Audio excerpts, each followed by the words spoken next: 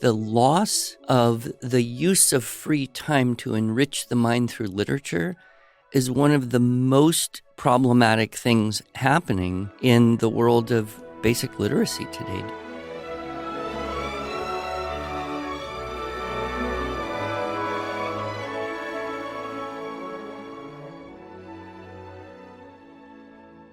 Hello, and welcome to the Arts of Language podcast with Andrew Pudewa, founder of the Institute for Excellence in Writing, or as many like to say, IEW. My name is Julie Walker, and I'm honored to serve Andrew and IEW as the Chief Marketing Officer. Our goal is to equip teachers and teaching parents with methods and materials which will aid them in training their students to become confident and competent communicators and thinkers.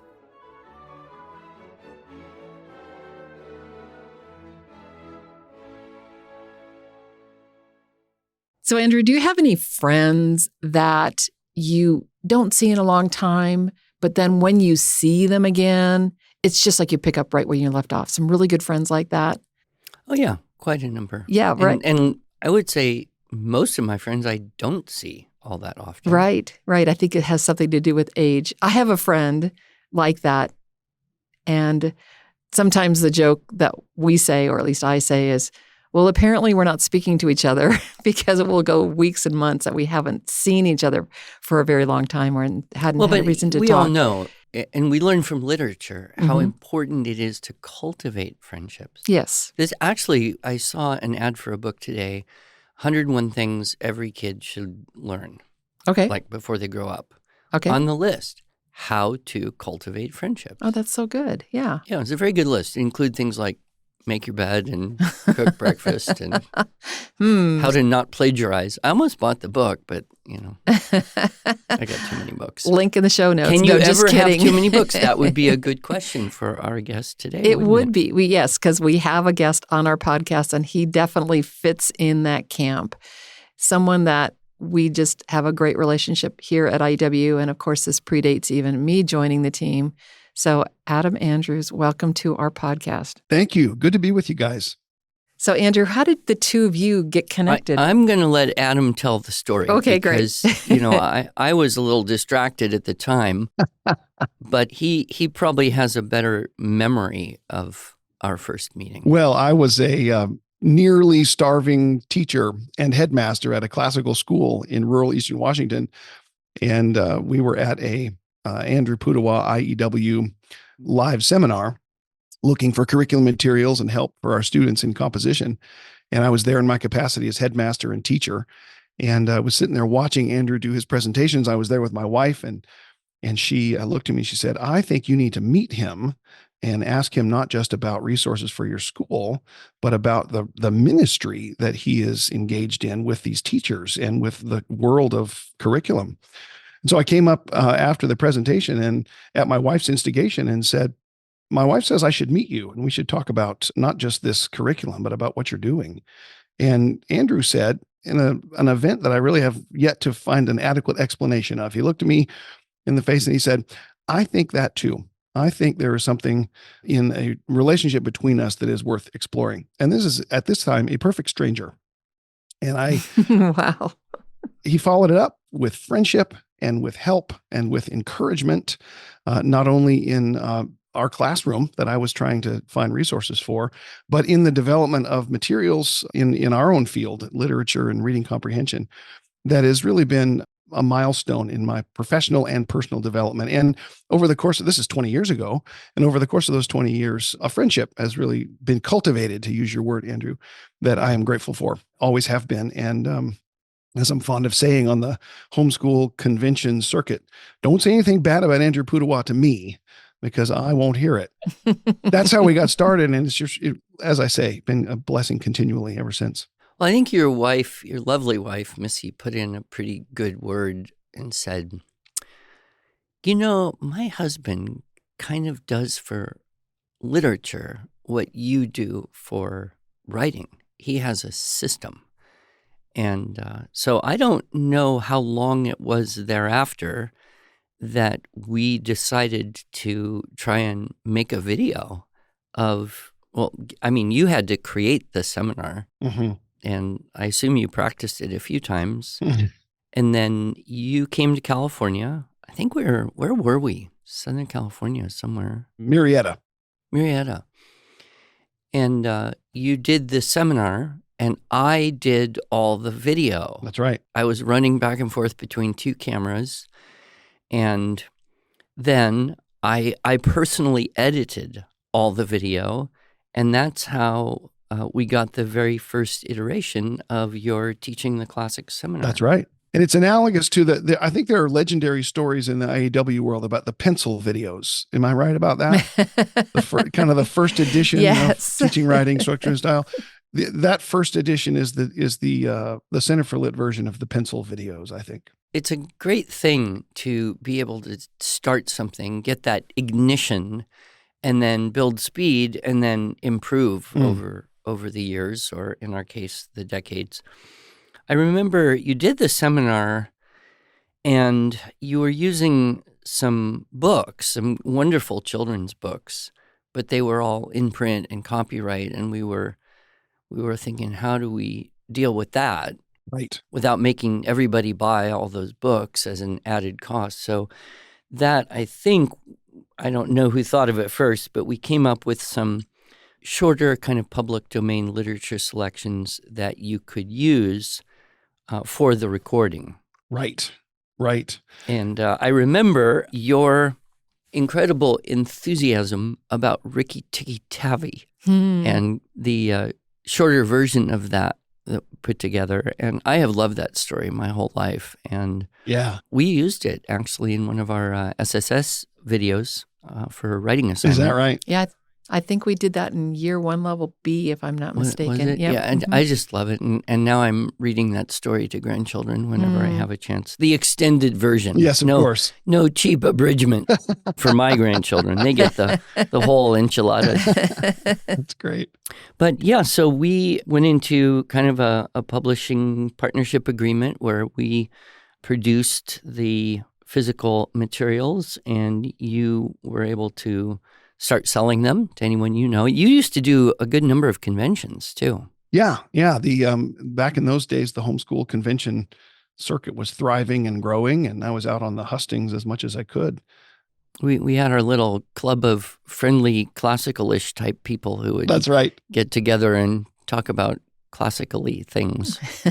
Exactly. And then the worst experience of my entire life happened.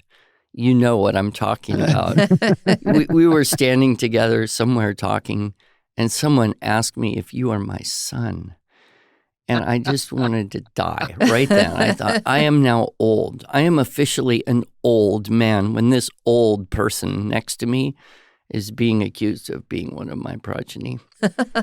But I got over it, as many people can get over emotional trauma with large amounts of high-fat foods and other substances that pad the emotions. And now I see you're getting a gray beard too. I am indeed. We were talking before the broadcast about how we both have grandchildren. So, I'm not accused of being anybody's son anymore. I do have a question for you that I don't think I've ever got a satisfactory answer. Your training, your academics is in history. You have advanced degrees in history. Correct. And yet you've become the CenterForLit guy. What was it that caused you to kind of shift a kind of primary academic interest from history into literature? That's a good question. The thing that you wanted to really focus on for the rest of your life. Well, there are two answers to that. The first one is kind of mercenary. If you're looking to fill a need in the homeschool curriculum world, you have to find a place where there's sort of a perceived gap or some sort of lack that can be logically addressed. And our experience at the time was that the landscape of history curriculum was fairly full, and there was a relative dearth of literary analysis resources out there. But the other reason really has to do with why you study history in the first place. And I think it's very similar to the reason that you study great literature and learn how to read well. And that is that it's both history and literature are the product of thinking people trying to grapple with what's important out there in the world and what it means to be a man or a woman struggling with the issues of life. And a historian looks back and says, this is how people have done that over the course of time. And someone who's interested in literature essentially notices the very same thing, because the literary tradition that we are heirs to in the West is a history of sorts. It's a history of thinking people who also happen to be artists, grappling with the issues of life, with what it means to be a man or a woman struggling through this world. And we find in literature, not just, Moby Dick and Shakespeare, but literature written for young people, we find a wonderful record of sensitive, thinking, serious people grappling with those issues. And I just think it's a wonderful place to teach our students to do the same thing, to be self-conscious participants in that kind of tradition. It's going to make a healthy person if he's spent his whole childhood and his whole young adulthood learning to grapple in appropriate ways with those basic questions. So it was a good fit for me. I was interested in those things anyway. And literature provided a great way to get involved. One of the similarities between what I did, and especially in those early days, and what you did, was we focused on teaching the teacher. Right. Teaching the parent. Right. Creating a resource so that the parent could be the better teacher of writing or literature. And that's kind of a little bit radical in the homeschool world, because a lot of people were used to just give me the little stack of books that I can put in front of my child and tell them to follow the instructions and fill in the blanks. Right. And that we'll call that learning. But I think one of the things that attracted me so much about your course was that it solved one of the biggest problems every parent and teacher faces. When you read a book with kids and you say, "What do you think?" Yes. Their answers will range from, "It's good," to, "I like it," to, "I don't know," to, "I didn't like it." And then you try to follow up with, "Well, why?" And it's just this ocean of frustrating silence. Yes. Kind of like the blank page problem when you say to a kid, write about something, and they sit there and go, "I don't know what to say. I can't think of anything." So you and I think, took a very similar approach in helping the adults learn how to ask better questions in the process of teaching what we're teaching. Yes. Did you stumble on that kind of consciously? Did you one day wake up and say, the problem is nobody really has a good list of questions to start with? Or was it more of an organic process? How did you come up with this whole approach to, of course, dividing the task of analysis into the sections you did: style, content, setting, characters, conflict, plot, theme, etc.? And then, to me, the gold of the book is your appendix that has what you call the Socratic list. Right. Which is, I don't know how many, not 100, but pretty close to it. 172. Oh, 100. Okay, so it is 172 questions that you make available to teachers.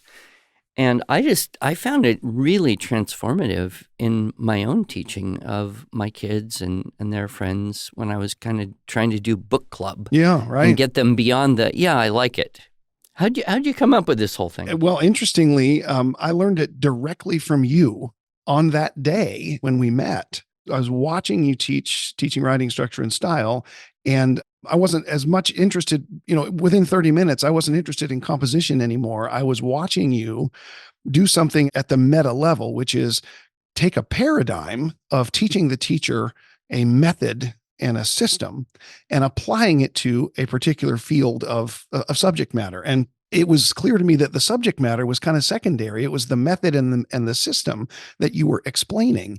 And I saw that this could be this idea of a set of principles that a teacher could apply very quickly, even without a ton of training and experience, to a subject matter to yield these results in a repeatable fashion. I saw that could apply to any discipline, and that all that would be necessary to apply it to literature is to come up with a discipline-specific set of techniques. And that's where that Socratic list came from.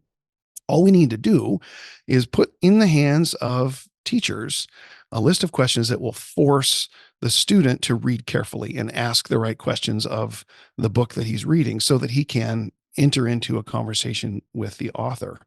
And I would turn to my wife at that point and said, how did you learn to read literature? She's the literature expert in our family. And she said, well, 100 years ago, everybody started by asking who the protagonist is and what the essential conflict in the story is. That's how I learned to read in college when I was, getting the history of reading. Let's take those principles and apply them via generic, simple questions to the simplest stories and present a system, present a method that is accessible. So we basically took your suggestion. I don't know if you knew you were making it at the time, but took your suggestion and said, let's apply something like the IEW technique to reading comprehension. Well, I wasn't aware of that. You certainly built up a phenomenally helpful list of questions. And because I had to do all the editing of all the video of your seminar, what that meant is I heard it about 20 times because, when you're editing, it's again and again, listen to that again. And I mean, I still kind of look back on that as one of my prouder technical accomplishments in life.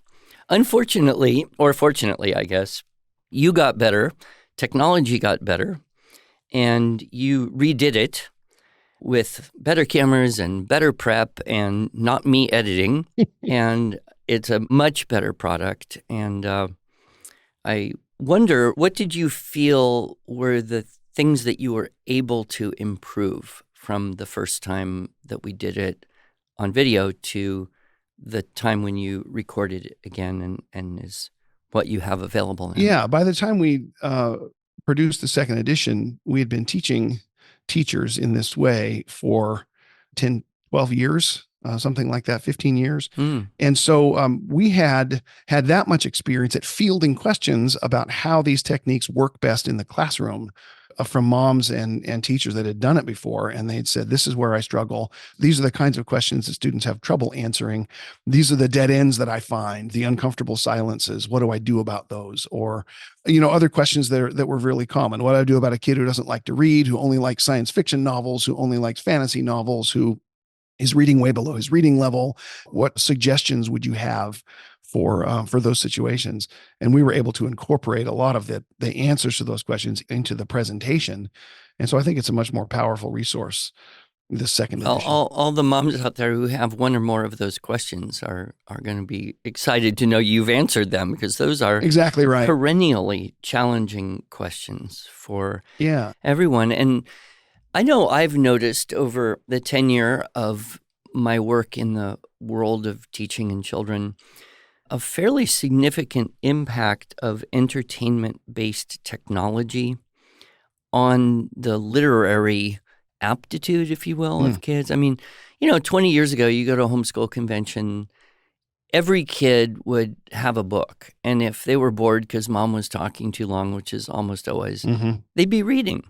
That's rare now. You actually are much more likely to see a kid with a phone or a tablet or an iPad or something, and they're not reading. I mean, occasionally you'll see a kid with a Kindle, right? But most of the time they're looking at video or playing games. And I feel like the loss of the use of free time to enrich the mind through literature is one of the most problematic things happening in the world of youth and education and basic literacy today. Do you see that too? Yes, absolutely. Absolutely. And, on the one hand, the format that literature comes to us in, we tend to think that there's a good inherent in that. But if you look back in history, the earliest works of literature were spoken aloud around a campfire. So it's not that the printed page is necessarily better morally than any other delivery method of a story. But the attention span issue, I think, a quieting of the mind and a settling of the heart to listen is what's being kind of taken away from our kids in this technological age. The thing about a YouTube video is it's 60 seconds long and its entire payload is delivered in a very, very short amount of time. Great Expectations by Charles Dickens takes longer than that. And you have to be willing to sit and wait for the payoff. And in that way, Charles Dickens' Great Expectations is exactly the same as Homer's Odyssey. You're sitting around a campfire in the ancient world listening to the bard deliver the Odyssey. It still takes all day, and you got to pay attention until the end. That's the thing that we miss. And I think that's the thing that good reading and the teaching of good reading techniques can bring back.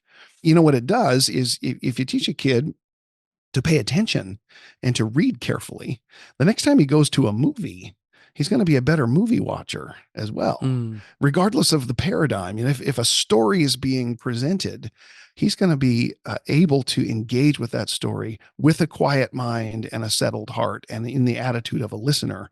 If he's received some training in good reading, crosses the genre boundary, I guess is what I'm saying. I love that. A quiet mind and a settled heart. Isn't the lack of that the source of so many problems in so many people, I would say especially so. young people today? That idea of just listen. That what's the old poem? The wise old owl sat in the oak. The more he sat, the less he spoke. Mm-hmm. The less he spoke, the more he heard. Why aren't we like that old bird? Oh, Something that's like really that. good. That's really remember good, teaching Andrew. that poem to my preschool kids. Yeah. We often say at CenterForLit that reading is primarily listening, and anything else that you do as a part of the reading process is ancillary. It's occasional. It's accidental even. That the reading itself is giving your mind and ears and heart to someone else while he speaks. And in person, we would teach our kids always to wait until the other person is done talking before you chime in and, give him a good hearing. Look him in the eye, sit quietly while he's speaking, all of that sort of thing. Reading is a species of listening and needs to be done with the same sort of mental habits, I think. The other thing I've noticed is that there's this tendency of people to say, oh, I read that. Yeah. Yeah, it was, 12 years ago. Right. What do you remember? But they kind of discredit the idea of reading it again because they think, oh, I read that. Right. And I don't know who originally said this idea. Maybe you do. But anything worth reading at all is worth reading more than once. Yeah. You can know that a book is not worth reading pretty quickly, but you can't really know if it's worth reading until you've read it a second time. Yeah. How would you comment on that idea? Because we have this concept, kids, like, I read that. I'm done. Yeah. I'm moving on. There's too many other things to do in life than to read a book I already read. Yeah. One great response to that is to jump over into the world of art or architecture and say, how many times does it take to stand in front of the Mona Lisa to be finished with it? Can you ever say that you're done looking at one of the great paintings of all time? Well, I could be finished with the Mona Lisa pretty quick, Well, but I might choose Rembrandt's Prodigal Son. There we go. I would actually, come to think of it, choose Rembrandt also. But yeah, that's the point, right? I mean, a great work of art, everybody understands that a great work of art is to be re-enjoyed. That's the whole point. Yeah. That's why you hang it on the wall. And I think a great work of art in any genre is the same way. If you can get all of the artistic beauty and the thematic greatness of a work by Charles Dickens in one reading, I don't think you've thought hard enough about that. I doubt it. Well, and so many kids today, they read as though the objective is to find out what happens. Right. And they're reading kind of modern stuff that's written, it's very plot driven. Turn the page, find out what happens. Right. What happens next? What happens Right. next? What happens at the end? Oh no, there's another book in the series. Yeah. And so it's become very commercialized. I just started rereading a book that I read, I'm going to guess 6 years ago, and it had a tremendous impact on me. I would probably state that this is the greatest novel in my experience. Wow. And so I just started again. I know what's going to happen. Sure. But now I'm free from wondering what's going to happen, and I can really listen to the way in which all the characters are interacting and speaking and building. And it's Anna Karenina. Oh, my goodness. What a novel. Yeah, it just blows my mind. Tolstoy was such a phenomenal genius. Yeah. But, you read any good and great book and you just think, that is incredible genius there. There is actually something to be said for knowing the end as a key component of really enjoying and understanding the beginning and the middle. I mean, if you know Anna's end in that novel, and Vronsky's for that matter, everything they say and do in the first half of the book is pregnant with meaning that you couldn't possibly know until you'd finished. Yeah. And of course, Tolstoy knew, and so he was building it all in along the way. And I like what you said a minute ago. It really doesn't have a whole lot to do with the plot.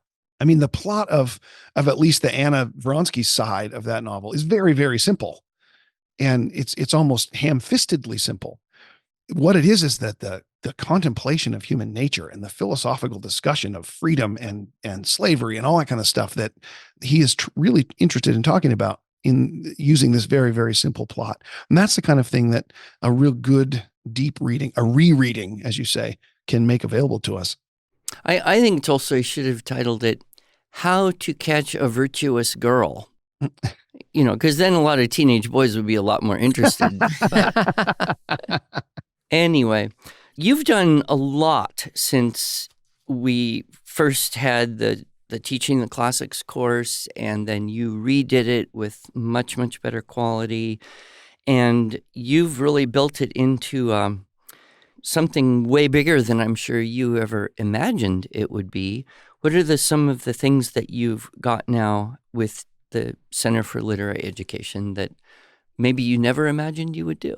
Well, it's interesting. The idea was powerful enough to spawn kind of supplementary resources. And our basic idea is obviously you take this paradigm, this method, this template for discussion and lay it over the top of any book in the world. And you're off and running teaching in the Socratic style.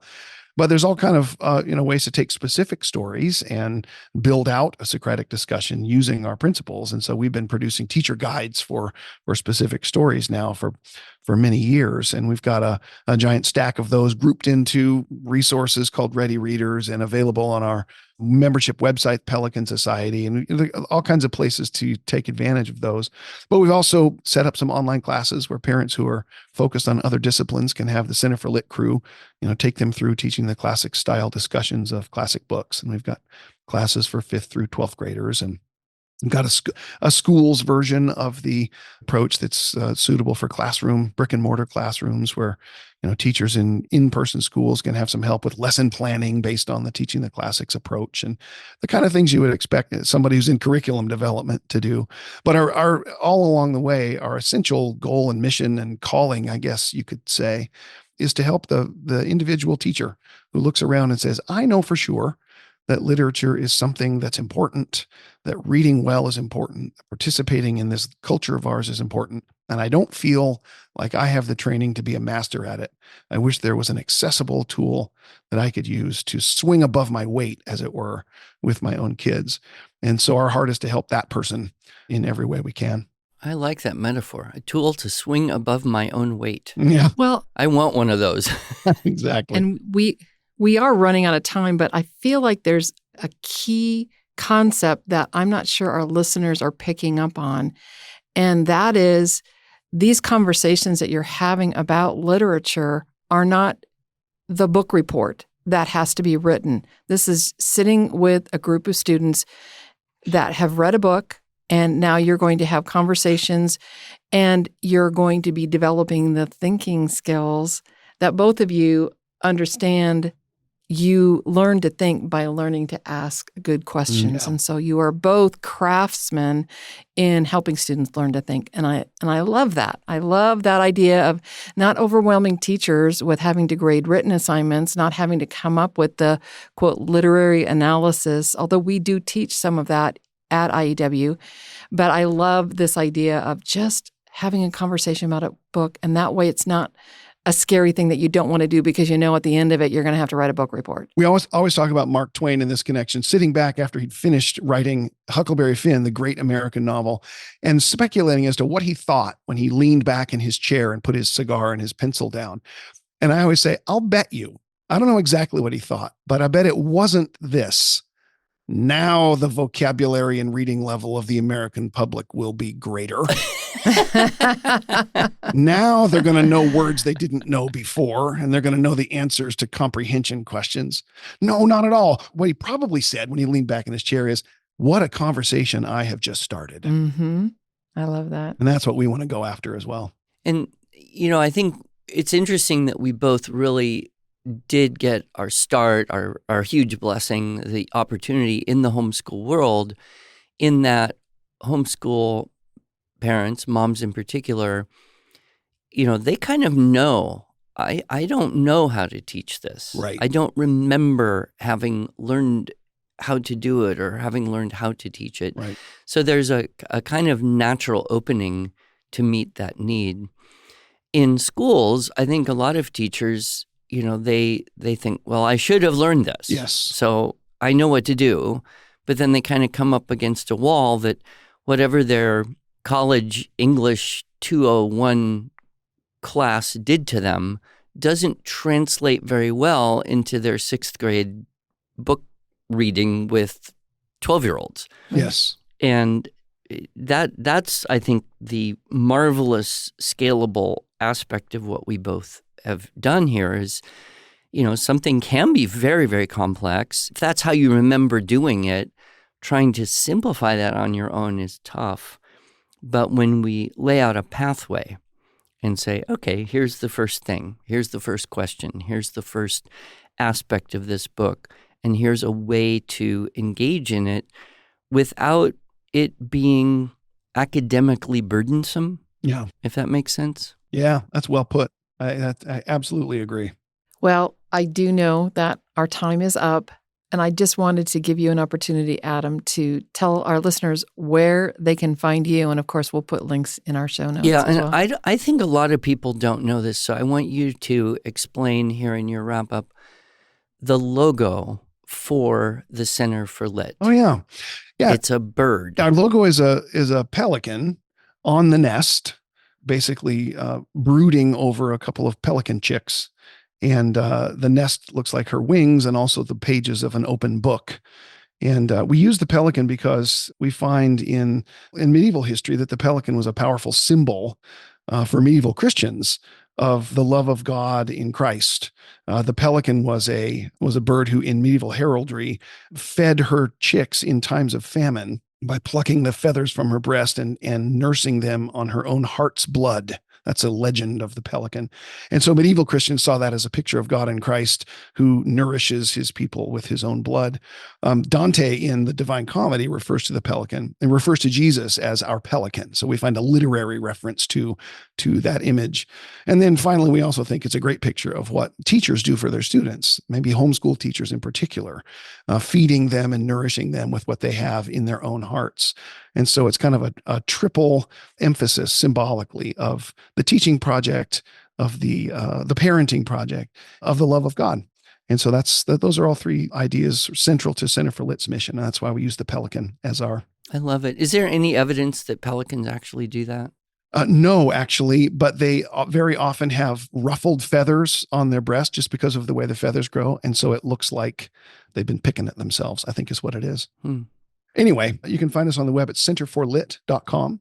And if you're interested in regular interaction with our resources, we have a membership website called Pelican Society.com, where you can find other stuff as well. And you two also have a podcast. We do, BiblioFiles with an F, BiblioFiles, and it's available on iTunes and Stitcher and all the other places you can find. Are you usually talking about books? We're talking about books and ideas and anything related to the literary life.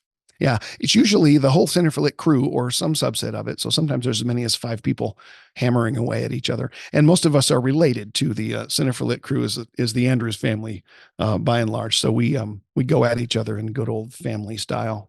Love it. Well, I have had the pleasure of watching a couple of your children go from being kids to being parents. Yeah.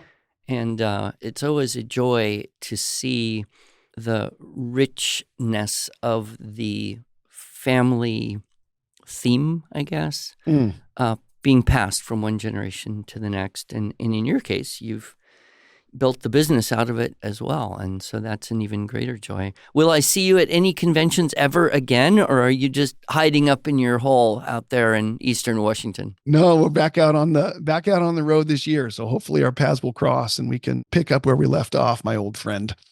That would be good unless someone walks up and says, "Is this your grandfather?" I don't think anyone would say that.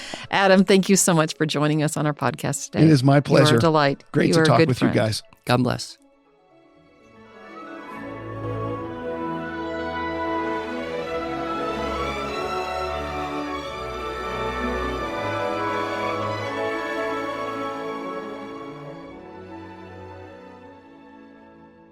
Thanks so much for joining us.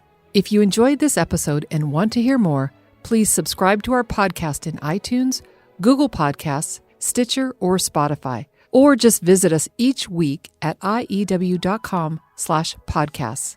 Here you can also find show notes and relevant links from today's broadcast. One last thing, would you mind going to iTunes to rate and review our podcast? This really helps other smart, caring listeners like you find us. Thanks so much.